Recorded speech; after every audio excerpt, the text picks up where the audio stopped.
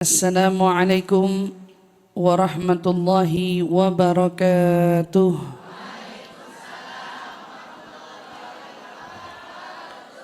Alhamdulillahi rabbil alamin. Nahmaduhu wa nasta'inuhu wa nastaghfiruh. Wa nusalli wa nusallim ala sayyidina Muhammadin wa ala alihi wa sahbihi ajma'in. Rabbi zidna ilma warzuqna fahman. Amin amin ya rabbal alamin. Allahumma inna nas'aluka ilman ladunni wal mashrab as-safi al-haniya wa hab ya ghani. Allahumma inna nas'aluka ilman ladunni wal mashrab as-safi al-haniya wa hab ya ghani. Allahumma inna nas'aluka ilman ladunni wal mashrab as-safi al-haniya wa hab ya ghani. Alhamdulillah thumma alhamdulillah. Limpahan syukur mari bersama kita panjatkan kehadirat Allah Subhanahu wa taala. Alhamdulillah di hari yang baik dan penuh barakah ini Allah kumpulkan kita bersama tepat di hari Senin, sebagaimana kita ketahui dalam sebuah riwayat bahwa amal ibadah kita di setiap minggu itu disodorkan ke hadapan Nabi besar kita Muhammad SAW seraya untuk ditunjukkan laporan daripada catatan amal-amal kita. Hari Senin salah satu hari di antara dua hari yang disebut oleh Nabi itu. Hari Senin dan hari Kamis amal dari umatku diperlihatkan kepadaku. Ini amal-amalnya kita diperlihatkan kepada Nabi kita. In wajadtu khairan fahamidullah wa in wajadtu ghairu dzalik fa astaghfirullah. Kalau kudapati amalan dari mereka kebaikan, aku bersyukur kepada Allah. Namun jika kudapati amalan tersebut berupa keburukan, maka aku akan memohonkan ampunan kepada Allah dari perbuatan dosa-dosa mereka. Dan kita bersyukur kepada Allah karena hari ini Allah perkenankan kita untuk kita hadir di tempat kebaikan dan kemuliaan semacam ini, sehingga laporan daripada catatan amal perbuatan kita sampai kepada Nabi dan membuat Nabi bersyukur dari perbuatan-perbuatan kita. Artinya alhamdulillah hari ini kita membuat gembira insyaallah hatinya Nabi kita Muhammad SAW, yang mudah-mudahan kegembiraan ini membuat Nabi ridha kepada kita, ya, membuat Nabi menjadikan Nabi yang nantinya bangga kepada kita untuk mengenalkan kita syafaatnya yang agung dan mulia di akhirat kelak. Amin amin ya rabbal alamin. Alhamdulillah tsumma alhamdulillah. Di sini katanya temanya Isra Mi'raj. Isra Mi'rajnya udah lama. Tapi beginilah memang tentang ajarannya Nabi. Kalau bicara tentang ajaran Nabi itu tidak terikat oleh waktu. Kita bisa belajar apa aja tanpa harus mendekati waktunya. Artinya tidak harus membahas Isra Mi'raj karena Isra Mi'rajnya dekat. Kita bisa bahas Isra Mi'raj dan bisa terus mengkaji dari apa yang ada di Isra Mi'raj walaupun waktunya bukan di Isra Mi'raj. Begitu juga ketika kita membahas tentang Rasul, biasanya kita membahas tentang Nabi ketika bulan Maulid. Tetapi ternyata Nabi tidak terikat dengan bulan Maulid. Kapanpun kita bisa bicara tentang Nabi kita Muhammad SAW. Artinya satu poin terpenting, syariat ini tidak terikat oleh waktu. Syariat ini bisa dikaji dan dipelajari kapanpun yang kita mau. Termasuk hari ini bila ingin membahas tentang Isra wal Mi'raj, tentu peristiwa Isra wal Mi'raj itu banyak yang setidaknya sudah kita dengar dan kita fahami. Namun ada satu momen unik yang ingin saya kembali kaji dan kembali kutip. Dari ketika perjalanan Nabi SAW fi Lailatul Isra wal Mi'raj, katanya pada malam Isra wal Mi'raj, kita mendengar sebuah riwayat katanya Nabi itu ketika berjalan dengan Jibril mendengar ada panggilan wanita memanggil-manggilnya. Perempuan nih Bu, manggil-manggil Nabi, ya Muhammad, ya Muhammad. Ketika Nabi meliriknya, Nabi melirik gitu ya, tengok. Nabi temukan wanita tersebut sudah sangat tua. Tetapi tuanya tidak membuat dia seperti wanita-wanita tua pada umumnya. Tuanya apa? Tua tapi dipenuhi dengan hiasan pada tubuhnya. Ya, ini dia gunakan perhiasan, pernak-pernik, kemudian wajahnya dipoles dengan hiasan. Tapi tahu ini orang tua, artinya nenek-nenek. Kan kalau ngomong orang tua masih cakep gitu ya, tua. Begitu dengar nenek-nenek kan langsung lemes. Gitu. Pas orang tua-tua, nenek-nenek langsung lemes, udah bisa paham gitu ya. Nenek-nenek sudah tua tapi dia berhias.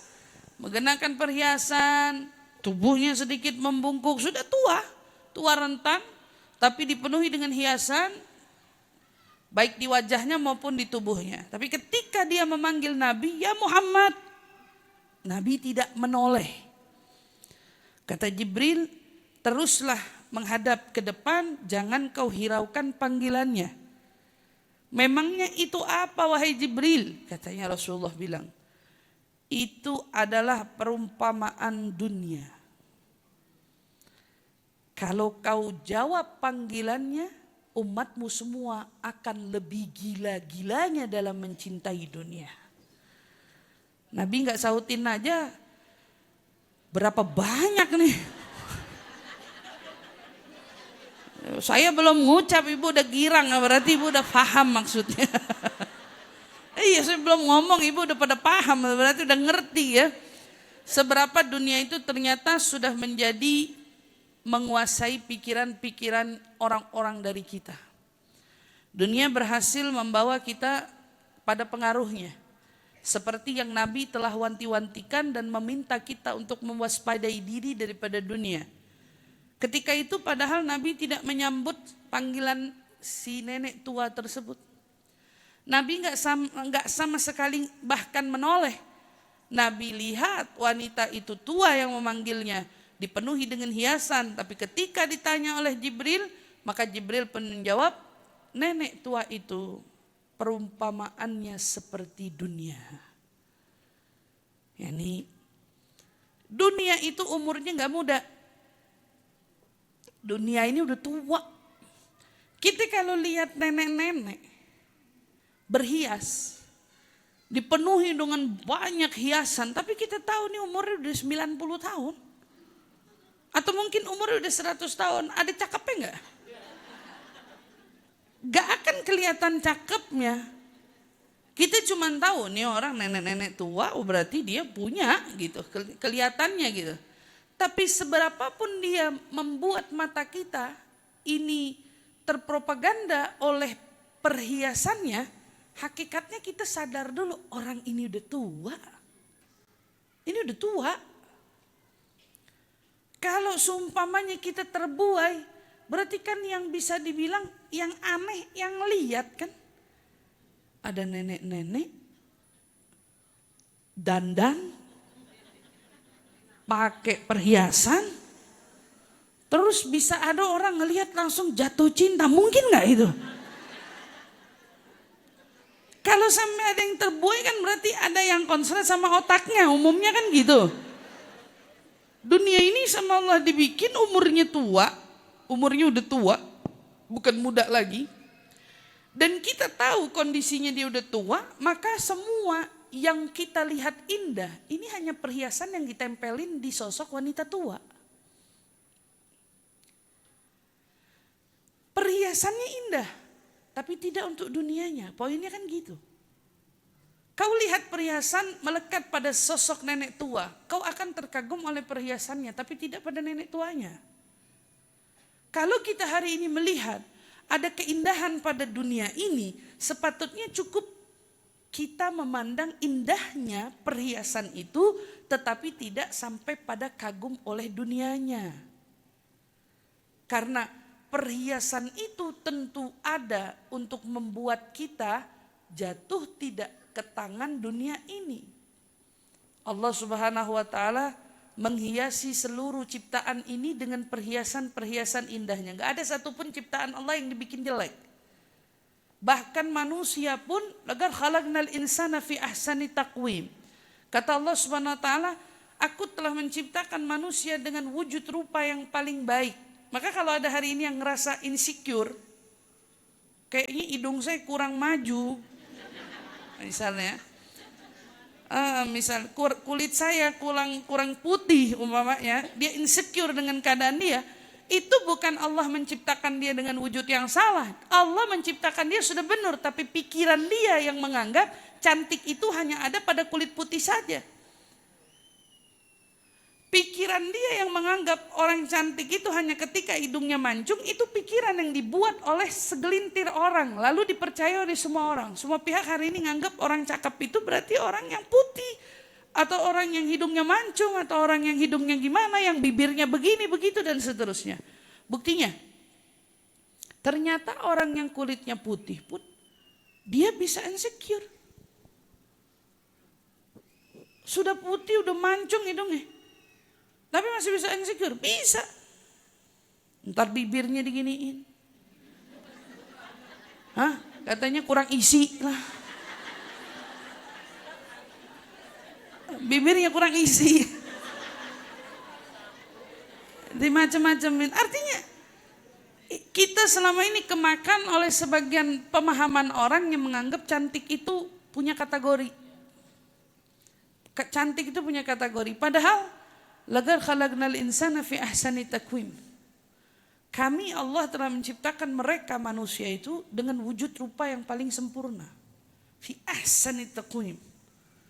Cuman kitanya termakan oleh segelintir orang yang menganggap cakep itu kalau bibir begini, mata itu cakep kalau begini, alis itu indah kalau begini, hidung itu cakep kalau begini, sehingga akhirnya ketika kita melihat wujud kita dengan ciptaan Allah yang sempurna ini, kita lihatnya apa? Enggak, kayak ada yang kurang. Ini kurang nih kayaknya. Ini begini nih, ini begitu nih. Bukan cantik seperti itu yang selama ini kita fahami. Padahal Allah tidak pernah menciptakan sesuatu dalam wujud yang kurang.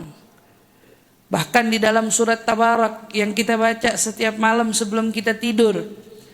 A'udzubillahi minasyaitonirrajim. Bismillahirrahmanirrahim.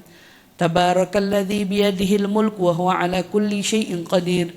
Alladzi khalaqal mauta wal hayata liyabluwakum ayyukum ahsanu amala wa huwal azizul ghafur. Alladzi khalaqa sab'a samawati tibaqa ma tara fi khalqir rahmani min tafawut farji'il basara hal tara min futur.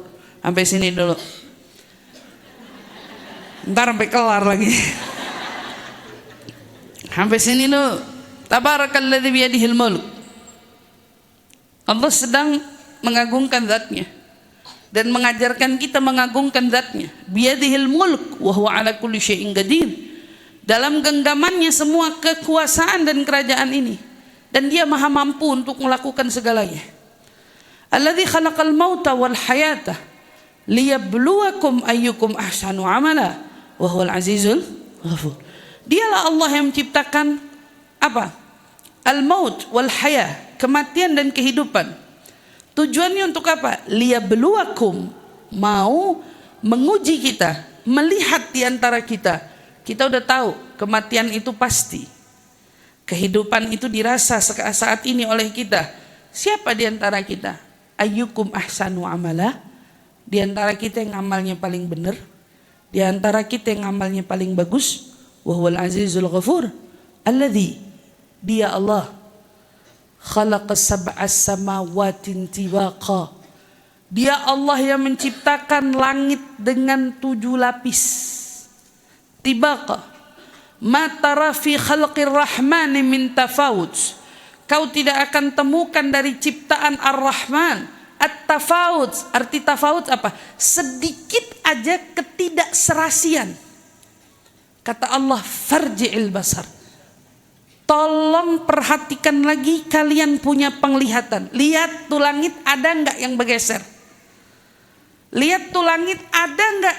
Kata kita bilang 7 lapis, lapisan pertama yang mana aja kita enggak tahu. Gitu.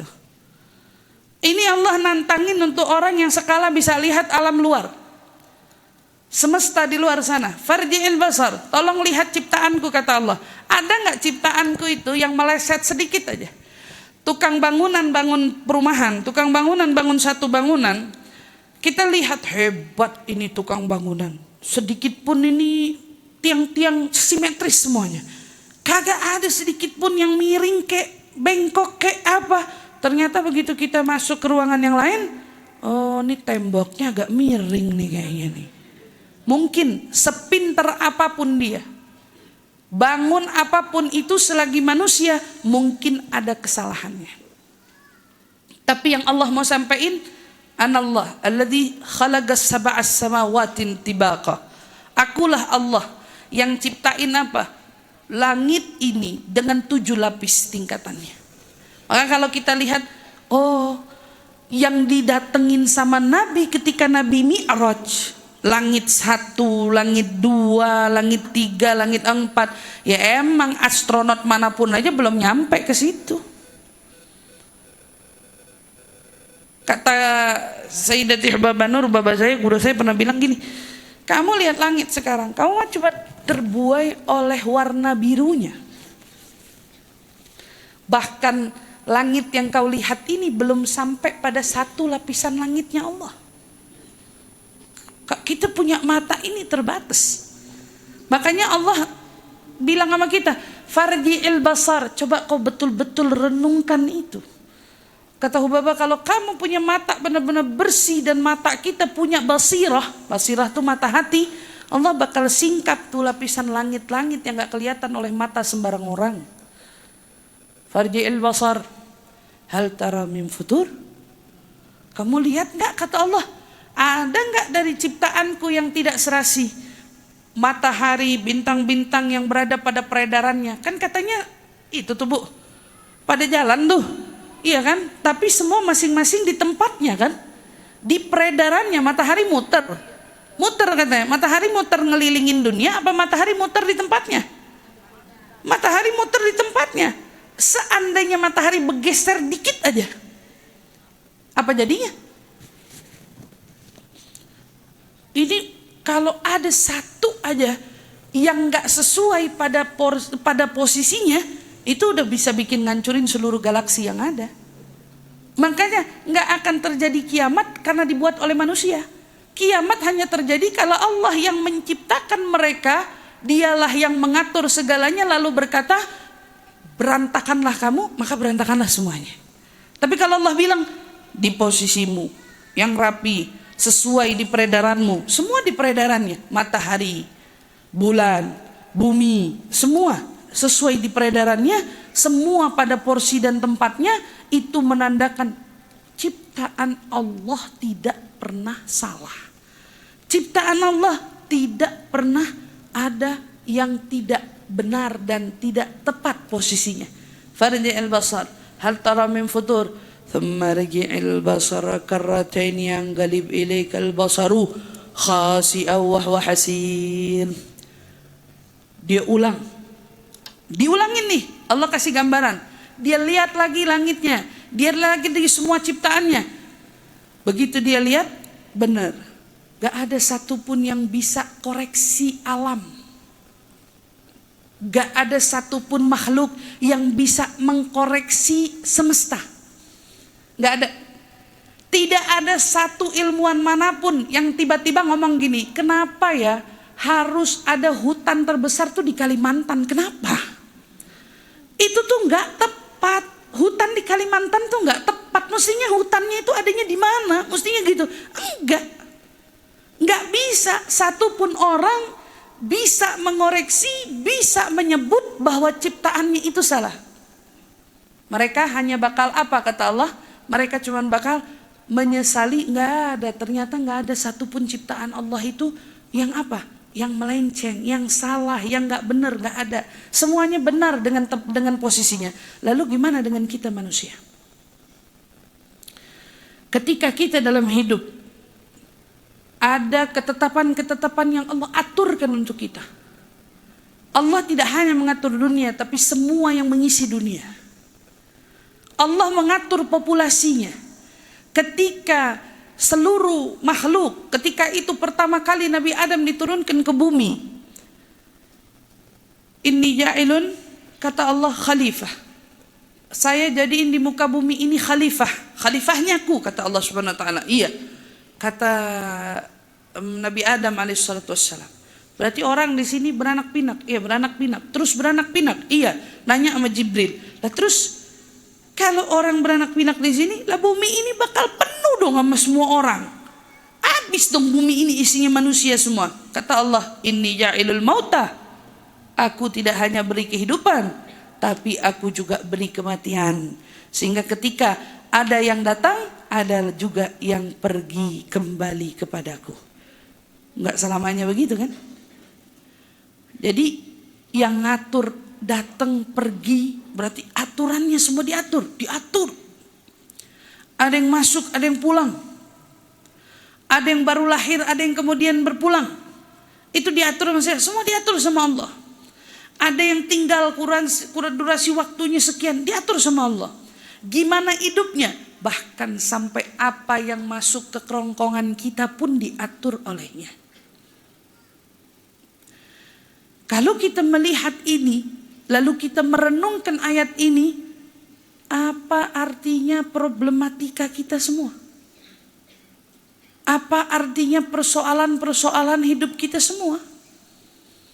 Apa artinya kejadian-kejadian yang terjadi oleh kita hari ini yang kita anggap begitu rumit seolah gak ketemu juntrungan solusinya? Padahal semuanya itu yang mendatangkan penyakit dia, yang punya kesembuhannya, yang bisa menyembuhkannya juga dia. Yang mendatangkan ujian musibah dia, yang juga bisa mengeluarkan kita dari kekeruhan, keluarnya kita dari zona musibah, ujian dan lain sebagainya, juga ada pada dirinya. Tapi banyak dari kita enggak. Ketika kita diuji, ketika kita mau sesuatu, ketika kita mengharapkan sesuatu, ketika itu semua kita apa? Kita semuanya berada di dalam angan-angan yang terbuai oleh hanya dorongan hawa nafsu. Makanya ketika Nabi Adam dengar, ada kematian, ya berarti yang hidup semua bakal jedar. Bentar lagi anak mati.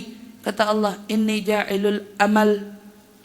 Saya gak cuman datengin kematian, tapi aku juga menciptakan angan-angan di hati semua hamba. Apa yang bikin orang lupa sama kematian? Angan-angan. Apa yang bikin orang gak mikirin kematian? Angan-angan. Dan itulah ternyata di antara ciptaan Allah, ada bagian dari ciptaannya angan-angan yang Allah beri kepada kita. Tetapi banyak dari kita yang menyalahgunakan angan-angan ini. Sebagian para aulia Allah menjadikan angan-angannya mulia. Angan-angan mereka ingin kehidupan yang baik lalu ditutup dengan keadaan yang baik hingga mereka punya angan-angan dikumpulkan nanti di akhirat bersama dengan orang-orang baik. Ada dari mereka spesifik angan-angan yang ingin di dunia begitu dekat dengan Nabi Muhammad. Ketika mereka diwafatkan ingin didekatkan dengan Nabi Muhammad. Dan begitu juga ketika mereka dibangkitkan, dia ingin bersama dengan Nabi besar Muhammad sallallahu alaihi wasallam. Itu angan-angan. Tapi ada orang salah. Dengan angan-angannya mereka hanya menginginkan hal duniawi saja. Mereka jarang membawa angan-angannya sampai ke zona ukhrawi. Mereka seringkali terkungkung oleh mana angan-angan yang ada di dunia ini. Maka pernah satu ketika Nabi Allah Isa alaihi salatu wassalam bertemu dalam satu riwayat ini bertemu dengan nenek-nenek tua sekali. Nenek-nenek udah tua, dipenuhi dengan hiasan, sama kayak Nabi yang lihat tadi kan. Nabi Isa ketemu sama nenek-nenek tua. Kemudian Nabi Isa bertanya, apakah kamu pernah menikah? Kata nenek tua, banyak. Banyak kawin, pernah nikah. Kata Nabi Isa bilang, nanya sama tuh nenek-nenek tua, mantan-mantan suamimu nikah sama kamu jumlahnya berapa banyak? Gak kehitung, kata dia.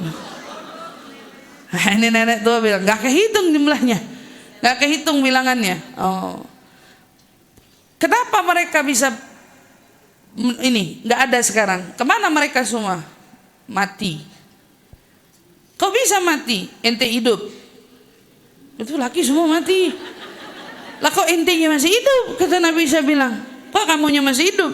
Jawab nenek tua itu, qataltu, karena mereka semua kubunuh.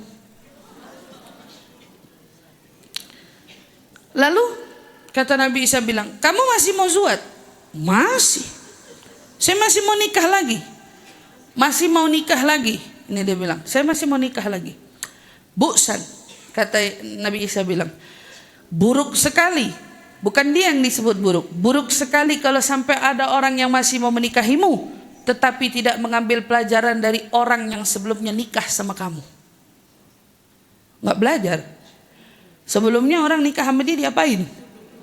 Dibunuh kan? Lah kok masih ada orang yang mau sama kamu?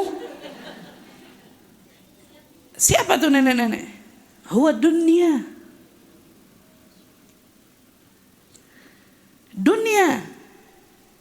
Nabi Isa nanya, berapa kali kamu nikah? Gak kehitung. Dia nikahin semua orang yang mau nikah sama dia. Iya.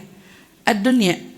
Al-Imam Syadina Fakhruddin Syekh Bakar bin Salim dalam kitab Miftahus Sarair wa Kanzud Dakhair yang ikut kajian saya kalau malam Jumat di salah satu majelis saya di daerah Jakarta Selatan, Jakarta Timur tuh tahu namanya.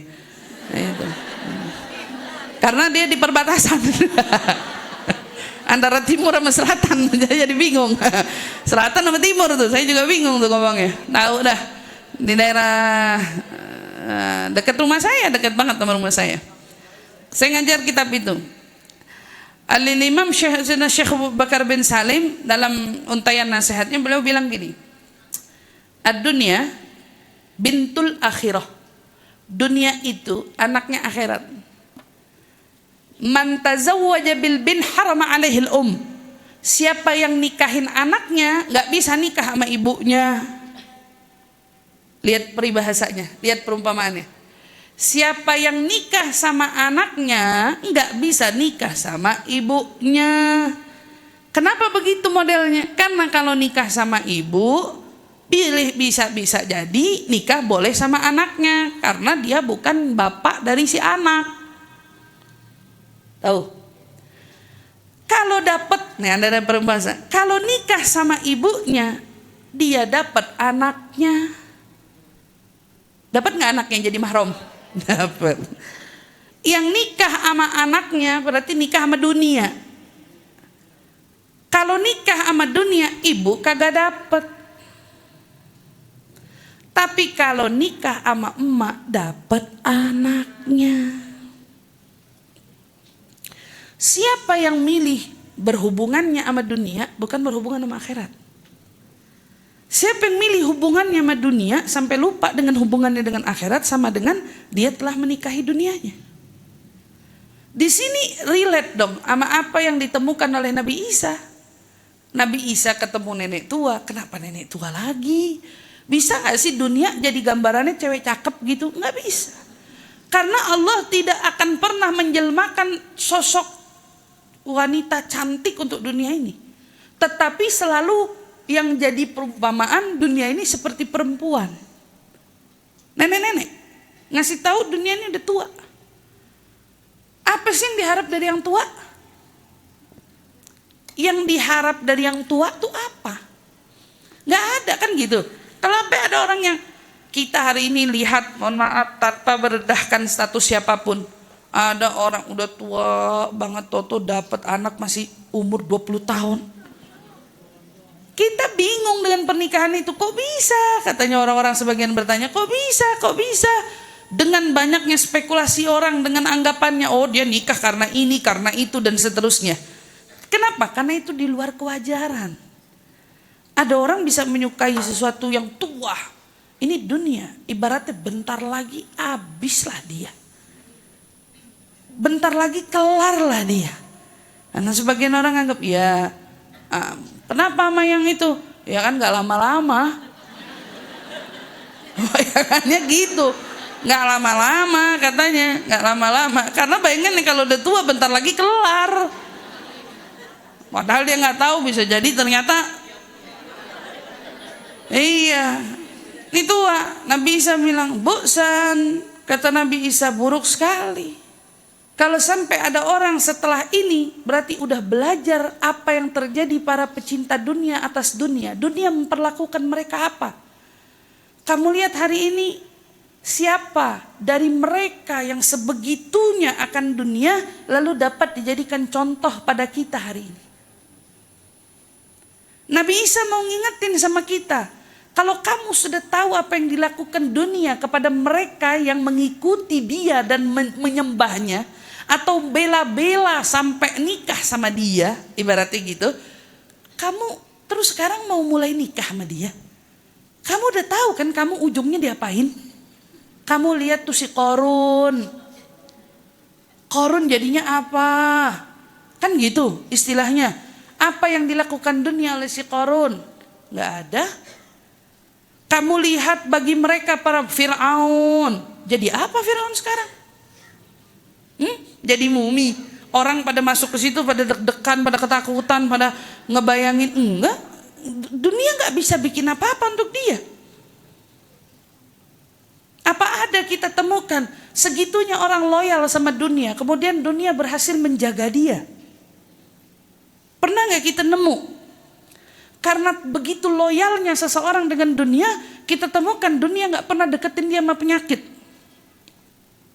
Gak ada. Dunia gak bisa ngejamin kita apa-apa. Dunia hanya selalu datang menjadi apa? Menjadi sosok yang menakut-nakuti kita untuk masa depan kita saja. Dia nawarin macam-macam kan? Kamu harus begini, ntar kalau enggak kamu begini. Tapi apa dia bisa menjamin dengan kamu ikut serta pada semua ajakan-ajakannya, lalu kamu betul-betul stakmin di masa tua? Enggak ada, Bu. Tidak ada. Kata Nabi Isa, kau sudah lihat apa yang dunia perlakukan kepada para pengikutnya. Apa kamu masih mau daftar jadi pengikutnya? Kan gitu. Masih mau tetap jadi pengikutnya? Sudah cukup. Oleh karena itu, wabil khusus pada peristiwa Isra wal Mi'raj Nabi kita Muhammad SAW, diambil bagian dari salah satu hikmah, di mana hikmah itu Nabi kita Muhammad SAW diperlihatkan untuk sosok wanita tua rentan yang memanggil-manggil dia. Lalu Jibril alaihissalam berpesan, jangan kau sahuti panggilannya, karena bila kau menyahuti panggilannya umatmu akan terbawa semuanya kepada alurnya dunia. Segitu Nabi gak panggil, tapi ternyata arusnya dunia begitu derasnya menarik kita. Maka disinilah kita perlu betul-betul menggunakan akal pikiran sehat kita. Dunia tidak pernah ada yang abadi, tapi justru abadi yang sesungguhnya ada dalam genggaman Allah Subhanahu wa ta'ala. Maka yang perlu kita kejar itu adalah akhirat kita. Dan musimul khair, musim-musim kebaikan itu lagi datang terus menyapa kita, memberi kesempatan walau kita tinggalnya di dunia hari ini, tapi kita disuruh berbekal untuk keselamatan kita di hari akhirat nanti. Datang bulan Rajab, datang bulan Sya'ban, dan berharap kita berdoa semoga Allah sampaikan kita pada bulan Ramadan. Itu semua datang bukan untuk memberikan kepada kita penawaran di sini. Dia memberikan tawaran di sana. Tetapi tadi seperti yang dikatakan oleh Sayyidina Syekh Abu Bakar bin Salim, yang ngejar ke sana dapat juga di sini. Orang yang beramal untuk akhiratnya, dunianya pasti bakal ngikut ngejarin dia. Siapa yang ngerjain sholat? Apakah sholat itu kita rasakan tiba-tiba balasan Allah spontan dikasih ke kita sekarang? Atau mungkin siapa dari kita yang mengerjakan kebaikan-kebaikan lainnya dari zikir kita, kebaikan-kebaikan kita, apa kita langsung rasain nih loh imbalanmu dari letihmu, capekmu yang kau lakukan kebaikan di dunia ini? Enggak. Kita nggak lihat sekarang. Karena semuanya disimpan rapi sama Allah Subhanahu wa taala, semua apapun yang kamu lakukan. Nuntut ilmu, ibu datang ke sini. Baik dari pagi, mau dari yang jaraknya jauh sampai yang dekat. Semua melangkahkan kakinya ke sini. Ini kan jadi imbalan semuanya dari Allah. Allah akumulasikan semua kebaikan-kebaikan kita ini, nggak dikasih sekarang. Allah tidak percepat imbalannya sekarang, karena Allah ingin memberikan kita di tempat yang terbaik dan tertepat, di waktu yang paling tepat, di akhirat nanti. Ibu pernah nggak nyimpenin uang tabungan anak dari kecil? Pernah? Pernah apa ternyata anak nabung dipakein duitnya? Nah itu kayaknya banyakan yang kayak gitu ya. Nah, anaknya diajarin nabung, nabung, nabung, nabung. Iya, anaknya beneran nabung, tapi giliran ibunya kepepet, ambil dulu katanya. Ambil dulu kan saya emaknya, katanya dibilang gitu ya. Iya, kalau nitipnya sama ibu mah nggak aman. Nah, tapi saya mau ngomongin ibu-ibu yang amanah dulu deh. Saya ngajarin anaknya nabung. Nabungnya dari kapan? Dari kecil. Anaknya nggak pernah lihat tuh bentuk ATM atau itu bentuk celengan. Tapi ibunya telah mengajarkan anaknya sejak kecil, ayo nak nabung. Tiap kali anaknya diberi, orang tuanya kembali bertanya, mana yang ingin kau tabung nak? Mana yang kamu mau tabung? Misal, ibunya kasih dia uang 50.000. Ini uang jajanmu minggu ini nak. Mana yang kau ingin sisihkan untuk kau tabung? Lalu anaknya menyisihkan 10.000, sesekali dia sisihkan 20.000. Nah kan itu kan emaknya tuh yang jagain tuh. Ya, mama tabung ya. Ini ya, lihat ya. Nih masuknya. Ini misal. Anaknya percaya aja nih, modal percaya. Nabunglah dia, nabung. Tapi anak itu nggak pernah benar-benar lihat tabungannya. Sampai tabungan itu ternyata banyak. Ya Bu, sampai tabungan itu ternyata banyak. Ketika tabungan itu banyak, orang nanya nih, misalnya anggaplah orang nanya, itu tabungan anakmu sudah banyak, kapan mau dikasihin ke dia? Oh nanti, sekarang waktunya belum pas. Nanti kalau dia udah nikah, di waktu-waktu itu nanti saya kasihin ke dia. Padahal kan uang dia ya, tapi ditahan. Salah nggak orang tuanya? Salah nggak? Kata orang tuanya, kalau dikasih sekarang masa hari habis sama dia. Masih butuhnya sama yang kagak-kagak. Oh senangnya dihambur-hamburin untuk hal yang enggak gitu. Ketika ada orang tua menahan, walaupun itu haknya, saya bakal kasih, kata orang tuanya bilang, masa saya nggak kasih? Itu hak anak saya. Tapi nggak sekarang, nanti di waktu yang paling tepat, kan gitu. Nggak dikasih. Kita melihat citra orang tua itu salah apa tidak? Ketika Allah menunda imbalannya, kata Allah nanti, sholatmu nanti ku imbalannya ku beri nanti. Sedekah-sedekahmu nanti, zikir-zikirmu, waktumu yang kau habiskan dalam menuntut ilmu, waktumu mungkin yang kau habiskan di dalam mengerjakan kebaikan, waktumu yang kau habiskan dalam apa? Dalam membantu orang, apapun itu, mana imbalannya? Enggak di sini kata Allah. Nanti ku sisipkan dulu. Semua kebaikan aku sisihkan dulu kata Allah. Kapan aku beri? Di waktu yang paling kau butuhkan nanti. Dan ternyata memanglah hari pembalasan itu hari yang paling membuat kita butuh akan imbalan. Makanya kenapa ada orang yang mungkinnya di dunia tadi seperti sahabat, dekat, akrab, saling sayang, saling cinta, tetapi ternyata di akhirat dia bisa saling ribut dan saling tuntut menuntut hanya karena sebuah imbalan. Sebuah imbalan. Di dunia lupa.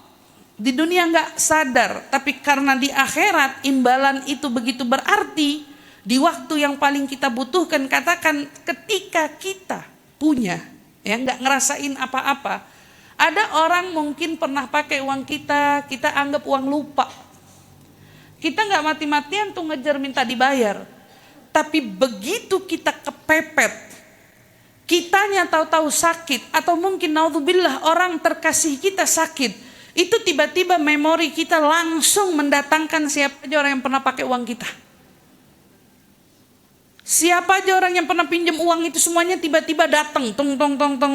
Si ini telepon tagih si ini telepon tagih si ini telepon tagih Semuanya langsung flashback, semuanya langsung keinget. Kenapa? Karena kamu lagi butuh. Dan itulah kira-kira analoginya nanti orang di akhirat. Kenapa? Saling dekat. Dulu di dunianya baik-baik aja, akrab. Kenapa di akhirat bisa saling apa? Saling tuntut. Karena mereka lagi butuh. Mereka lagi butuh. Ketika timbangan mereka ditimbang, amal kebaikan mereka ditimbang, mereka dapati amalku kurang. Di dunia aku ternyata terbuai banyak hal sampai membuat aku kurang beramal. Di dunia ternyata aku kurang mengerjakan taat. Aku sibuk dengan urusan-urusan duniawi sampai membuat aku jauh dari kebaikan. Datang bulan Rajab, aku abaikan. Datang bulan Sya'ban, aku abaikan. Nasallallahu alaihi wasallam. Toto dia lewatin tiap tahunnya dari Ramadan. Tapi Ramadannya juga tidak mendatangkan keuntungan bagi dia. Datang bulan-bulan mulia lainnya, ada Dzulqa'dah, ada Dzulhijjah, ada Muharram, ada bulan Maulid dan seterusnya. Tapi ternyata bulan-bulan itu berlalu seperti sama saja dengan bulan-bulan lainnya. Tidak ada dari kebaikan yang spesifik dia kerjakan atau amal-amal soleh yang betul-betul dia kerjakan. Nggak ada, dia berlalu begitu saja. Dia lewati begitu saja. Kapan penyesalan itu datang? Ketika kita ditimbang amal soleh kita, lalu kita dapati, ya Allah, ternyata amal-amal burukku lebih dominan ketimbang amal baikku. Ketika itu kita lupa saudara, kita lupa orang tua, kita lupa tuh yang namanya teman dekat, kita lupa siapapun yang bisa menambahkan timbangan baikku, disitulah mereka akan bergegas. Dan disitu yang disebut harinya hitung-hitungan, disebut yaumul hisab. Harinya di mana seseorang minta perhitungan, semua diperhitungkan. Iya, datang temannya ketika timbangan dia dihitung, ketika timbangannya dia ditimbang, ternyata dia dapati kurang, jauh sekali dari harapan. Itu timbangan gak bikin dia masuk ke dalam surganya Allah Subhanahu wa taala. Timbangannya jauh dari kata apa? Kata yang seharusnya membuat dia masuk ke dalam surganya Allah Subhanahu wa taala, mati-matian dia akan bergegas mengingat siapapun orang yang dahulu pernah bicara tentang dia. Fulana, namanya semua disebut. Ya Allah, orang ini pernah ngehinaku. Ya Allah, orang ini pernah ngehujatku. Ya Allah, orang ini pernah ngomongin aku. Ya Allah, orang ini pernah nyinggung aku. Ya Allah, orang ini pernah mukul aku. Ya Allah, orang ini pernah ngambil hakku. Satu persatu namanya didatangkan. Allah pun mendatangkan satu persatu dari mereka. Kenapa makanya disebut hari perhitungan itu lama waktunya? Karena untuk menyelesaikan satu orang saja lamanya nggak karuan. Satu orang, satu kita nih dihisap lamanya nggak karuan. Kita ujian durasi waktu 1 jam 2 jam, habis gitu kayak kita bisa napas lega. Nah ini permasalahannya, berhadapannya sama siapa? Sama Allah. Ketika berhadapan dengan Allah dan kita nggak tahu durasi waktu kita ini akan dihisap berapa lama, nggak ada yang tahu. Gak ada yang tahu. Ketika itu satu persatu nama yang kita sebut datang. Fulana, ini yang dulu pernah ngatain aku ya Allah. Kata Allah, ambil kebaikannya, letakkan di timbangan baikmu. Seneng diambil. Datang semuanya, tapi inilah tiba-tiba datang al-muflis yang sudah Nabi gambarkan mereka. Manil muflis ya Rasulullah? Siapa tuh orang muflis yang kau maksud? Katanya orang bangkrut. Datang dia, ternyata dia sendiri gak punya stok amal soleh. Di dunianya ternyata jarang beramal soleh. Di dunianya ternyata lebih sering berbuat na'udzubillah keburukan ketimbang kebaikan. Dari kebaikan-kebaikan yang gak ditemukan adanya lebihnya amal dari amal-amal baik. Ketika ya Rab, dia pernah menggunjing aku, dia pernah ngomongin aku, dia pernah ngambil hakku. Begitu dia datang, dianya sendiri sedang kebingungan kepada siapa aku harus menagih agar aku dapat amal soleh. Ternyata apa jadinya? Ternyata dia yang muflis ini, dia bukan punya banyak orang ngomongin dia, karena dia si tukang banyak ngomongin orang. Si tukang yang paling sering nyinggung orang, si tukang yang paling sering nyakitin orang, si tukang yang paling sering ngecewain orang, si tukang yang paling sering ngambil hak orang. Ini yang ketika berhadapan, nasallallahu salamu wal afiyah, datang Allah bilang, mana amal solehnya? Gak ada ya Allah. Kalau begitu ringankan amal burukmu, kau ambil sebagian, timpakan di amal buruknya. Ibu hari ini kalau diomongin orang gak usah sedih. Ibu hari ini kalau dikatain orang gak usah kecewa. Ibu hari ini kalau seumpamanya kita sampai ada dilukai perasaannya oleh orang, belajarlah untuk tegar.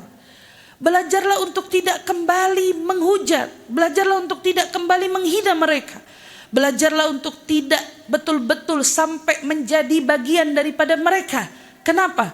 Karena kalau kita bersabar, kita bertahan, menahan diri dari kemarahan, menahan mulut kita dari ucapan-ucapan yang tidak dibenarkan, kau akan dapati dirimu sangat diuntungkan oleh celotehan-celotehan mereka hari ini yang membuat kita merasa terlukai oleh kata-katanya.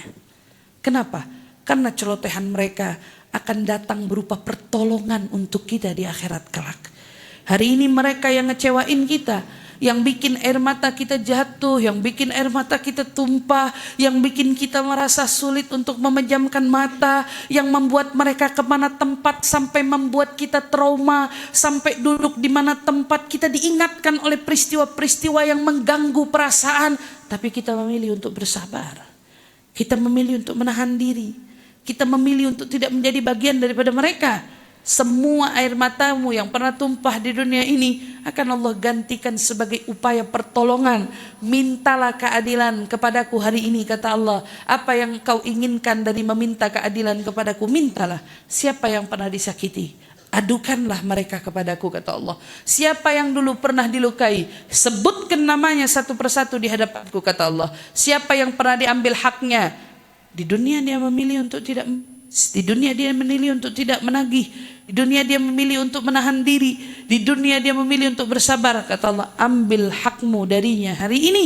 Justru itu adalah hari yang paling kita butuhkan datangnya pertolongan-pertolongan dari Allah Subhanahu wa taala. Dan inilah poin terpenting dari kita yang hidup di dunia. Dunia darul fana. Dunia ini memang tempatnya yang kita sadari bahwa kita di sini tidak akan abadi. Tetapi sejatinya tempat satu-satunya yang mendatangkan keabadian untuk kita, membawa kita akan bersemayam dengan abadi di sana, itu adalah akhirat. Dan kita semua akan menuju ke sana. Waktu-waktu mulia ada di depan mata kita. Wabil khusus sesaat lagi datang insyaallah bulan Ramadan menyapa kita. Bulan Ramadan kembali datang menghampiri kita.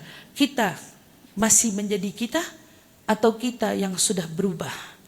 Kita masih menjadi diri kita atau kita yang hari ini ternyata sudah disadarkan dengan datangnya bulan-bulan mulia? Mereka yang sadar dengan datangnya bulan mulia, mereka tidak akan lebih memilih tidur, tetapi mereka akan memilih terjaga untuk mereka mengumpulkan sebanyak mungkin kebaikan di akhirat sana. Mereka yang hari ini tersadar bahwa bulan mulia adalah bulan kemuliaan dan keuntungan, mereka akan memilih sholat, bukan hanya mengerjakan sholat, tetapi mereka akan memilih sholatnya berjamaah dengan yang lainnya. Mereka yang sadar bahwa bulan mulia adalah bulannya keuntungan, mereka bukan hanya sholat dengan berjamaah, tetapi mereka akan sertai sholatnya ketika mereka dibenarkan dalam madhabnya. Contoh seperti kita madhab Imam Syafi'i, boleh nggak pakai siwak ketika berpuasa? Boleh nggak kita pakai siwak? Ini kan pahalanya berlipat ganda kan? Nah, ketika kita berpuasa kan ada hukum fikih yang mengajarkan kita bagaimana orang yang sholat tahu akan kedudukan bahwa siwak ini berlipat ganda pahalanya, tapi ternyata hukum fikih mengajarkan kepada kita batas maksimal ini ya, batas maksimal memakai siwak saat bulan suci Ramadan itu sebelum waktu zawal alias sebelum masuknya waktu zuhur. Jadi kalau kita sholat subuh boleh pakai siwak, kalau sholat duha boleh pakai siwak, tapi nanti kalau udah masuk sholat zuhur makruh menggunakan siwak. Sholat asar, maghrib udah berbuka, udah boleh. Ibu makan lontong aja boleh. Masa pakai siwak nggak boleh? Ya, maghrib pakai siwaknya, isya pakai, udah diiringi berjamaah pakai siwak. Ya Allah, inilah kecerdasan kaum salihin. Mereka mencari sedikitnya amal yang dapat melipat gandakan amal pahala mereka. Mereka menyibukkan diri kepada perbuatan-perbuatan. Makanya saya ingetin sama ibu-ibu, betul, bulan Ramadan syahrul Quran. Betul ya, sepakat kita ngaji Quran, tapi bacaan ratib kita yang rutin kita baca jangan ditinggalkan. Jangan nanti ibu berasa udah kecapean baca Quran sampai ratibnya nggak dibaca. Kenapa Bu? Kalau kita baca ratib hari-hari, ratib ini amalan ringkas tapi dipilih dengan cerdas oleh Imamul Haddad atau Al-Habib Umar bin Abdurrahman Al-Attas. Kenapa? Karena yang dipilih semua satu dari zikirnya itu mengandung pahala yang berlipat ganda. Makanya saya bilang ini khulasatul adhkar. Ringkasannya zikir. Dipilih saripatinya. Itu wiridnya apa? Ratib. Saripati dari zikir-zikiran kita diambil saripatinya ada di ratibul atas atau di ratibul haddad.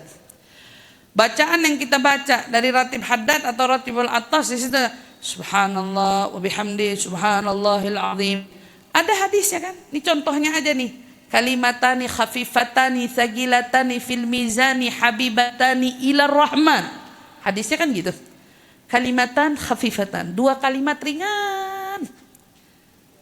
Khafifatan, diucapnya khafif. Thaqilatani fil mizan, tapi nanti di timbangan jadi berat. Habibatani ilar rahman, dua kalimat ini dicinta betul sama ar-Rahman, itu Allah Subhanahu wa taala. Apa tuh kalimat subhanallah bihamdi subhanallahil azim? Saya mau tanya di ratib ada nggak itu?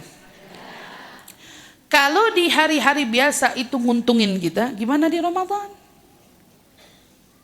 Kalau kita baca itu di Ramadan, segimana nguntunginnya? Maka ratib kita jangan kita tinggalin. Ibu baca wirdul latif jangan ditinggalin. Quran baik, tapi jangan ditinggalin. Ibu rajin biasa setiap hari baca surat Yasin ba'da subuh, jangan ditinggalin. Dibaca. Karena wirid-wirid atau zikir-zikir atau bacaan ayat Quran yang kita sudah tahu ada khususiyahnya dan keistimewaannya yang datang dari Nabi besar Muhammad SAW, di bulan Ramadan jangan kita abaikan. Inilah keuntungan orang-orang yang bisa memaksimalkan kesempatan mulia yang datang. Dan kita jangan sampai jadi orang yang merugi di dunia, namun kita justru asyik menyibukkan diri hanya untuk dunia, tapi sampai kita lupa menyibukkan diri kita untuk akhirat. Maka mulai sekarang ibu-ibu yang dirahmati Allah, sekalipun ketika Ramadan datang kita masih disibukkan oleh pekerjaan, namun ingat porsi pekerjaan jangan sampai lebih besar daripada porsi kedekatan kita kepada Allah Subhanahu wa ta'ala. Bagi yang bekerja di bulan Ramadan, jangan lupa menghadirkan niat dalam bekerjanya untuk hal-hal yang mendatangkan keridhaan Allah Subhanahu wa ta'ala. Menghadirkan di dalam pekerjaannya, mencari pahala, mencari yang halal, mencari dari kebaikan, dan lakukan sebisa mungkin kesibukan kita di tengah istirahat kita. Saya sudah pernah singgung masalah ini. Saya berapa kali dipanggil untuk mengisi kajian di kantor-kantor biasanya kalau Ramadan. Namun saya ngerasa kayak kurang efektif. Kenapa? Karena maaf-maaf orang kantornya itu nggak antusias sama tausiah. Kurang efektif gitu ya. Karena kenapa saya anggap kurang efektif? Yang datang jamaah saya, mohon. Jadi kantornya penuh sama jamaah kita. Lah orang kantornya mana? Mereka datang, mereka sholat, kebanyakan gitu. Tapi setelah mereka sholat, mereka mojok dengan HP-nya. Maka saya katakan, Bu, mau ada yang dipanggil di kantornya tausiah, guru pengajar ataupun tidak, ya, setidaknya rugi banget kalau di waktu istirahatmu kamu hanya sibuk men-scroll yang tidak baik untukmu. Alangkah baiknya durasi waktu yang ada Allah berikan untuk istirahat, bil khusus di waktu-waktu Ramadan itu, cobalah pergunakan itu untuk kita membaca tilawah Quran. Pergunakan itu untuk kita berzikir. Pergunakan itu untuk hal-hal yang bermanfaat agar kita tidak membuang-buang waktu kita begitu saja. Dan disitulah memang Allah ingin melihat dari kita siapa yang bergegas ketika datangnya waktu-waktu yang agung dan mulia. Adakah dari kita yang betul-betul cerdas menggunakan pikiran kita untuk tidak mau merugikan kesempatan yang berharga datang untuk kita ini dan terbuang dengan sia-sia hanya karena hawa nafsu kita. Dan ternyata kita pun ingat bahwa umur di dunia itu sangatlah singkat. Umur di akhirat itulah yang sangat lama. Persiapan kita untuk dunia itu cukup sekadarnya saja. Tetapi persiapan kita untuk akhirat itu yang harus kita bekali sejadi-jadinya. Oleh karena itu ibu yang dirahmati Allah, kesempatan. Para ulama itu kenapa begitu masuk bulan Ramadan mereka langsung menangis dan bersujud? Apa yang membuat mereka menangis dan bersujud? Karena mereka tahu orang yang diperkenankan kembali bertemu dengan Ramadan seperti orang yang kembali diperkenankan mendapatkan kesempatan kedua dari Allah Subhanahu wa taala. Mereka bersyukur sejadi-jadinya dengan bertemunya mereka di bulan Ramadan, lalu doa mereka akan berubah. Sebelumnya mereka berdoa, ya Allah sampaikan kami kepada bulan Ramadan. Ketika mereka sampai di bulan Ramadan, doa mereka akan berubah. Ya Allah, buat kami dapat menuntaskan Ramadan kami. Buat kami dapat menyelesaikan Ramadan kami. Buat kami dapat istiqomah sampai akhir Ramadan kami. Dengan mengerjakan ketaatan, kebaikan, ibadah untukmu di Ramadan ini. Itu doa-doanya kaum salihin, dan itu menjadi harapan kita semua, ibu-ibu yang dirahmati Allah. Dosa kita banyak. Kesalahan kita banyak. Tetapi luasnya kasih sayang Allah dan rahmatnya, ketika kita menyadari saat kita dihisab oleh Allah di akhirat kelak, amal kita semua ternyata tidak dapat satupun membalas dari semua karunia yang Allah berikan kepada kita. Bahkan untuk satu biji bola mata yang Allah berikan kepada kita, tidak peduli apa warna mata itu, tidak peduli seperti apa mata tersebut. Yang Allah hanya peduli ketika itu, ku berikan kau tu bola mata untuk melihat. Kau gunakan apa bola mata yang ku berikan padamu ini. Bahkan untuk satu karunia bola mata, ibadah kita yang telah kita tagihkan itu kepada seluruh makhluk yang pernah menyakiti kita, makhluk yang pernah melukai kita, ternyata tidak akan pernah bisa mengungguli nikmat Allah dari satu biji bola mata kita. Amal kita dari kita lahir ke muka bumi ini sampai kita diwafatkan, sebanyak apapun ketaatan kita, jika ingin dibandingkan dengan satu karunia Allah yang Allah titipkan kepada kita hari ini, yaitu salah satunya diantaranya mungkin satu mata kita, itu tidak akan pernah bisa membalas seutuhnya dari nikmat karunia yang Allah berikan kepada kita. Ini peringatan datang dari sebuah riwayat. Ketika itu Nabi bercerita tentang keadaan siapa? Kaum Bani Israel. Ada orang soleh di tengah-tengah mereka yang sampai memilih mengungsikan dirinya masuk ke dalam goa. Taat, ibadah terus menerus tiada hentinya, munajat terus menerus tiada hentinya, tidak didistract oleh dunia, tidak ada kerumunan orang-orang di sekitarnya. Hari-hari puluhan tahun dihabisi untuk ibadah, sampai datang satu ketika dia pun diizinkan Allah bertemu dengan malaikat. Ketika itu dia bertanya kepada malaikat, wahai malaikat Allah, telah kuhabiskan usiaku puluhan tahun, bulan tahun ini. Untuk apa? Untuk aku beribadah kepada Allah.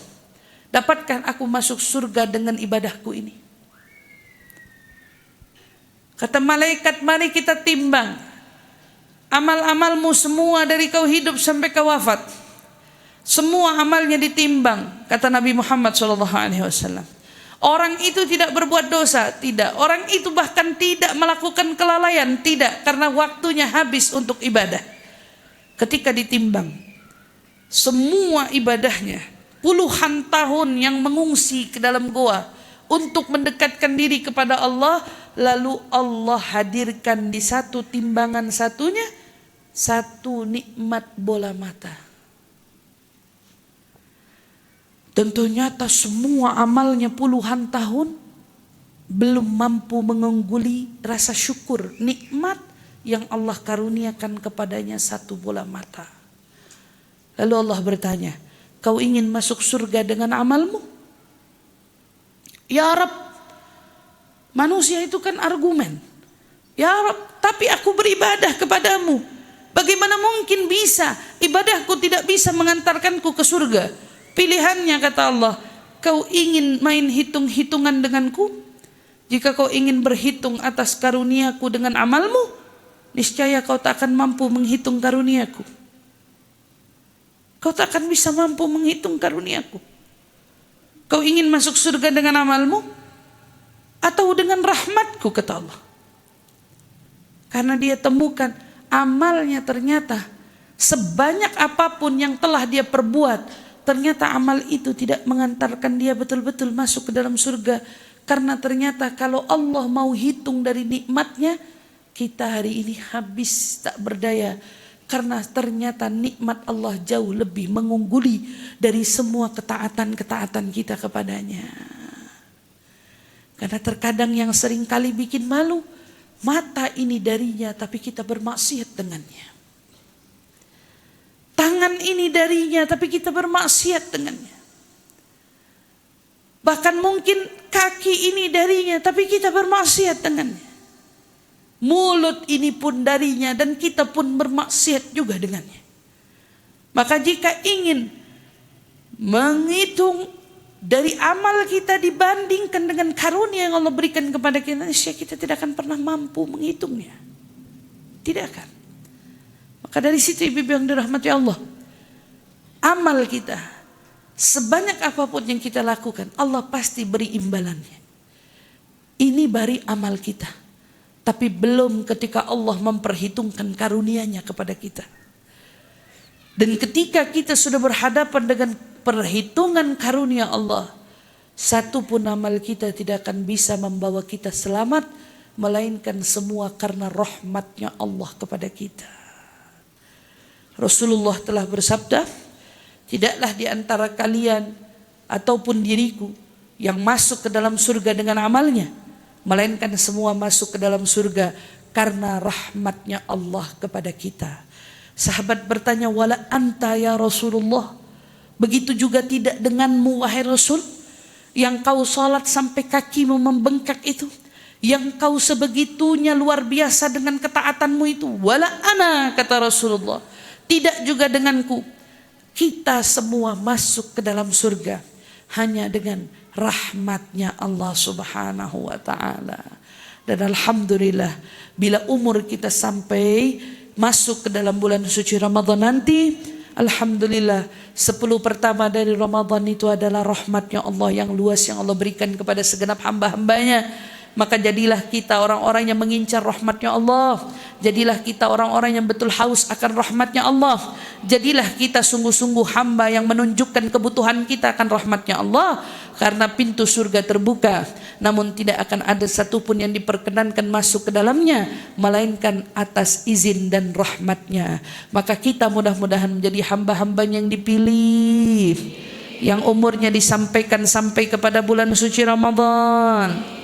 Mudah-mudahan umur kita semua bisa betul-betul kita jaga dengan ibadah, dengan ketaatan, dan tentunya dengan rasa syukur kita kepada Allah Subhanahu wa taala. Allahumma ya Allah, di tempat yang penuh dengan kebaikan ini, di tempat yang penuh dengan orang-orang baik di antara kami, Allahumma ya Allah, ampuni dosa-dosa kami, maafkan salah silap kami. Bila selama ini kau karuniakan kami nikmat namun kami lupa untuk mensyukuri ya Allah. Bila selama ini kau berikan kami nikmat namun kami justru melihat nikmat yang lainnya ya Allah. Bila kau selama ini karuniakan kami anugerah ya Allah, namun mata kami melihat anugerah orang lain ya Allah. Allahumma ya Allah, maafkan salah silap kami, maafkan kelalaian-kelalaian kami. Bila selama kami hidup kami tidak mampu betul-betul mensyukuri dari nikmat-Mu ya Allah, namun hari ini kami sadari ya Allah, rahmat-Mu begitu luas, kasih sayang-Mu teramat luas, karunia-Mu tak dapat kami perhitungkan ya Allah. Maka jangan hitung dosa-dosa kami ya Allah, jangan hitung dari kesalahan-kesalahan kami ya Allah, jangan hitung dari kelalaian-kelalaian kami ya Allah. Hitunglah kami dengan syukur kami walau syukur kami tak berarti ya Allah. Hitunglah kami dari mintanya kami kepadamu dari ampunan-Mu yang luas ini ya Allah, namun jangan hitung dosa-dosa kami ya Allah. Allahumma ya Allah, jadikan kami hamba yang bersyukur kepadamu atas semua nikmat yang kau berikan kepada kami. Ajarkan kami ya Allah arti yang sesungguhnya mensyukuri nikmat-Mu ya Allah. Ajarkan kami ya Allah agar kami dapat melihat seluruh nikmat dan karunia-Mu ya Allah. Maafkan kami ya Allah bila rumah tangga kami yang selama ini kami jalani luput jauh dari rasa syukur kami ya Allah. Maafkan kami ya Allah bila pasangan kami yang selama ini ini mendampingi kami, luput dari rasa syukur kami kepadamu ya Allah. Maafkan kami ya Allah bila anak-anak yang kau karuniakan untuk kami, yang kau anugerahkan kepada kami, namun luput dari rasa syukur kami kepadamu ya Allah. Maafkan kami ya Allah bila karunia dari rezeki yang kau titipkan untuk kami, karunia dari semua pemberian yang kau berikan untuk kami, yang kami lalai dan luput untuk syukuri. Maafkan kami semua ya Allah. Allahumma ya Allah, kami butuh kepadamu, sangat butuh kepadamu ya Allah. Maka jangan tinggalkan kami ya Allah, jangan abaikan kami ya Allah. Dekatkan dirimu selalu kepada kami ya Allah, karena kami hari ini ingin dekat kepadamu ya Allah, ingin selalu dekat kepadamu ya Allah. Angkat kami dari semua lumpur-lumpur dosa kami ya Allah. Selamatkan kami ya Allah dari kegilaan kami pada dunia kami ya Allah. Sadarkan kami untuk berjalan menuju kepadamu ya Allah. Sadarkan kami untuk kami gemar mengerjakan taat kepadamu ya Allah. Ingatkan kami ya Allah untuk selalu bersyukur dengan bersedekah di jalanmu ya Allah. Ingatkan kami ya Allah untuk selalu membantu orang lain dari karunia nikmat yang kau berikan kepada kami ya Allah. Ya Allah, dan turunkan pula nikmat ini, karunia ini kepada segenap orang-orang yang kami kasihi ya Allah. Jaga rumah tangga kami ya Allah, jadikan rumah tangga kami sakinah, mawaddah, warahmah ya Rabb. Kami titipkan anak keturunan kami ya Allah, pasangan kami, orang tua kami, dan seluruh orang-orang yang kami sayangi kepadamu ya Allah. Jaga nikmat ini, wahai Zat yang maha menjaga titipannya, wahai Zat yang maha menjaga amanah. Ya Allah, kami titipkan dan kami pasrahkan semua nikmat yang kau karuniakan kepada kami, nikmat orang tua yang kau berikan kepada kami ya Allah. Terima kasih telah menganugerahkan kami mereka dalam hidup kami ya Allah. Terima kasih kau datangkan ibuku untuk hidupku ya Allah. Terima kasih kau datangkan ayahku untuk hidupku ya Allah. Terima kasih kau datangkan pasanganku untuk hidupku ya Allah. Terima kasih kau datangkan anak-anakku untuk hidupku ya Allah. Terima kasih ya Allah kau datangkan saudara-saudaraku dalam hidupku ya Allah. Terima kasih ya Allah kau datangkan sahabat-sahabatku dalam hidupku ya Allah. Terima kasih ya Allah kau dekatkan aku dengan kebaikan ini dalam hidupku ya Allah. Jangan kau cabut, kau titipkan semuanya kepadamu ya Allah. Ku titipkan dan kuserahkan semuanya kepadamu ya Allah. Jaga kami semua ya Allah, jaga orang tua kami ya Allah, jaga pasangan kami ya Allah, jaga anak keturunan kami ya Allah, dan jaga semua orang-orang yang kami sayangi ya Allah. Jaga mereka ya Allah dari murka-Mu ya Allah. Lindungi mereka ya Allah dari siksa-Mu ya Allah. Lindungi mereka ya Allah dari semua ujian musibah yang melanda kami ya Allah. Allahumma ya Allah, kami cinta semua orang-orang yang kau dekatkan kepada kami. Maka kami berharap di dunia kau hadirkan mereka untuk kami, bawa kami di akhirat berkumpul bersama dengan Nabi Muhammad ya Allah. Ya Allah, jangan ada satu dari orang tua kami yang tidak dapat kami jumpai di akhirat kelak. Jangan ada dari pasangan kami dan juga dari anak keturunan kami yang di akhirat tidak dapat kami jumpai ya Allah di akhirat. Namun kumpulkan kami bersama dengan mereka dan segenap orang-orang yang kami sayangi ya Allah, bersama dengan sosok yang paling kami cintai, Nabi Muhammad sallallahu alaihi wasallam. Kumpulkan kami di akhirat bersama ya Allah, di surga yang tertinggi ya Allah. Kami titipkan kami semua dan semua yang kami sayangi kepadamu ya Allah. Anugerahkan kami rahmat dan kasih sayang-Mu ya Allah, rahmat-Mu yang paling kami butuhkan ya Allah. Wafatkan kami husnul khatimah, wafatkan kami ya Allah husnul khatimah, wafatkan kami semua ya Allah husnul khatimah, wafatkan kami semua di atas kalimat la ilaha illallah Muhammad Rasulullah sallallahu alaihi wasallam. Ya Allah, dengannya hidupkan kami. Ya Allah, dengannya wafatkan kami. Ya Allah, dengannya kumpulkan kami semua bersama ahli la ilaha illallah. Allahumma rabbana la tuzigh qulubana ba'da idh hadaitana wa hab lana ya rab min ladunka rahmatan innaka antal wahhab. Rabbana atina fid dunya hasanah wa fil akhirati hasanah wa qina adzaban nar wa adkhilna ya rab jannah ma'al abrar ya azizu ya ghaffar. Subhana rabbika rabbil izzati amma yasifun wa salam